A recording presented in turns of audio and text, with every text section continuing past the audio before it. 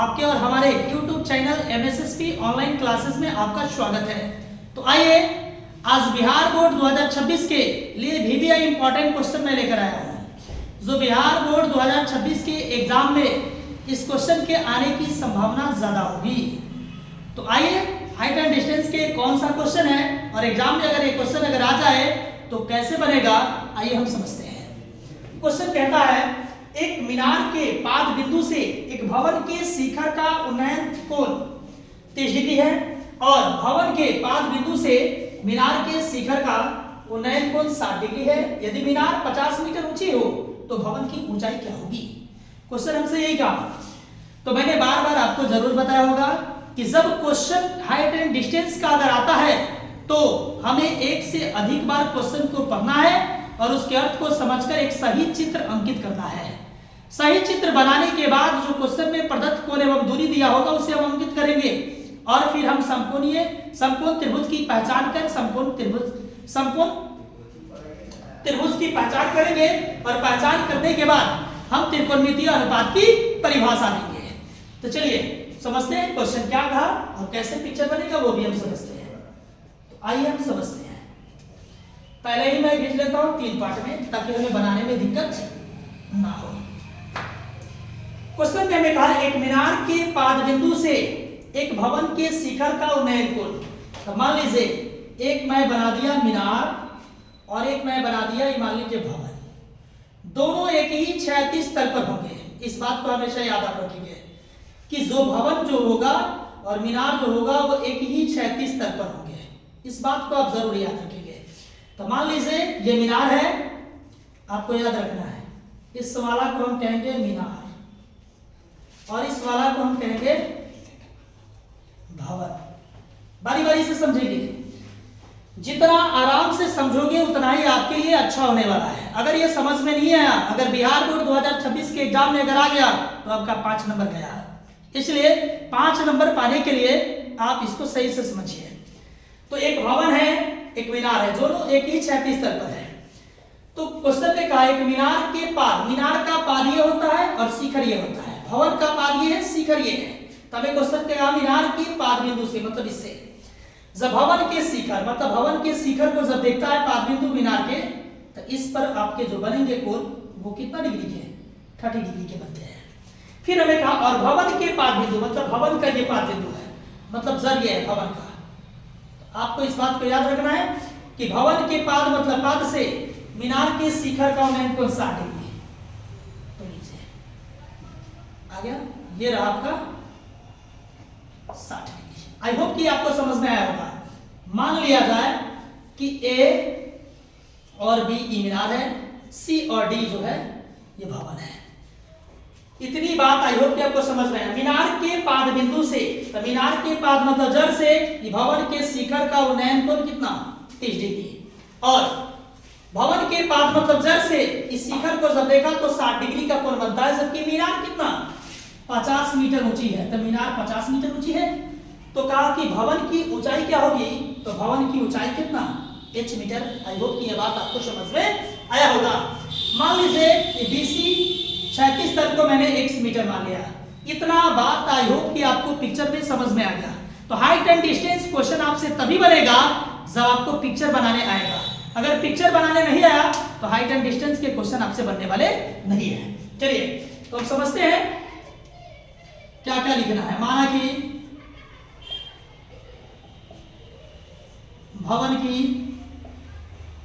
ऊंचाई हमरा क्या निकालने के लिए, तो भवन की ऊंचाई क्या है CD। तो भवन की ऊंचाई CD बराबर मैंने माना h मीटर। तथा नहीं लिखे, तथा बाद में लिखेंगे।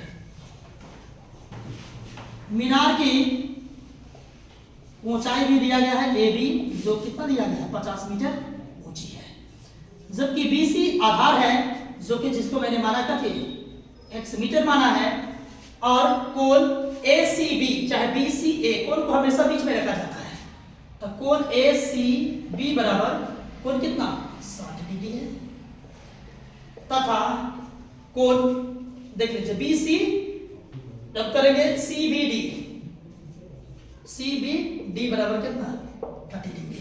कोण बीच में होना चाहिए, यहाँ भी और यहाँ C भी बीच में है। तो आइए अब हम समकोण त्रिभुज की पहचान करना है। तो इसलिए समकोण त्रिभुज, एक समकोण त्रिभुज तो आपको ये वाला दिख रहा होगा, एक समकोण त्रिभुज, दूसरा समकोण त्रिभुज ये दिख रहा होगा। तो समकोण त्रिभुज एक बार एबीसी में लेना है, एक बार बीसीडी में लेना है। तो समकोण त्रिभुज एबीसी में, समकोण त्रिभुज एबीसी में चूंकि कोण बी बराबर अगर 90 डिग्री होंगी, वाला 90 डिग्री होंगे, तो समझ लीजिए इसीलिए समकोण त्रिभुज की पहचान में जो भुजा में दिया है और ये निकाला होता है कि दोनों लंब और आधार लेना है, क्योंकि दो आधार दोनों में कॉमन है, इसलिए हम आधार लेंगे, कर लेने की जरूरत, क्योंकि इसमें लंब अलग, इसमें लंब अलग, आधार दोनों का इसमें भी सेम, इसमें भी सेम, इसलिए यही है AB बटे BC, AB बटा में BC, यानी AB जो है वो कितना, AB बटे BC, तो AB लंब हुआ, ये आधार हुआ BC, तो लंब बटे आधार जो होते हैं वो फार्मूला tan का होता है। tan कितना डिग्री, तो इसमें 60 डिग्री दिया गया है। सबकी ये 50 BCX, tan 60 का मान होता है √3 बटा में कुछ नहीं, तो एक रखेंगे क्रॉस मल्टीपल, तब इसको करेंगे √3 इंटू x बराबर 50 इकाई 50 होगा, तब इसको डायरेक्ट लिख सकते हैं x बराबर 50 बटा में लिख सकते हैं √3 लिख सकते हैं। इतनी बात आई हो कि आपको समझ में आया होगा। फिर हम लिखेंगे फिर समकोण त्रिभुज BCD में, BCD में चूंकि कोण अब इसमें C 90 डिग्री होंगे, C बराबर 90 डिग्री, तो इसीलिए जब ये 90 डिग्री के टोटल होंगे तो ये लंब होगा, ये आधार होगा, तो लंब बटे आधार इसमें भी tan होते हैं, तो चूंकि इसमें लंब होगा कहते हैं DC और बटा में BC, tan कितना डिग्री, तो देख लीजिए कितना 30 डिग्री।